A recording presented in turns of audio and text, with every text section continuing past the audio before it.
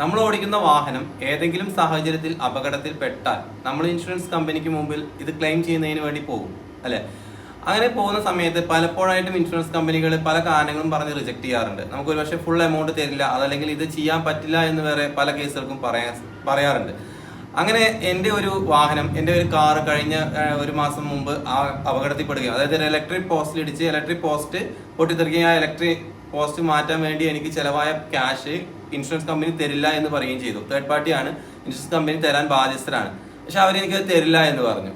തുടർന്ന് ഞാനത് കൺസ്യൂമർ അഫയേഴ്സിൽ ഓൺലൈനായിട്ട് പരാതി കൊടുക്കുകയും നിമിഷങ്ങൾക്കോ ഏകദേശം ഒരു 1-2 മണിക്കൂർ കൊണ്ട് തന്നെ അവരെന്നെ കോൺടാക്ട് ചെയ്യുകയും 2 ദിവസം കൊണ്ട് എൻ്റെ ഫുൾ പേയ്മെന്റ് സെറ്റിൽ ചെയ്യുകയും ചെയ്തു.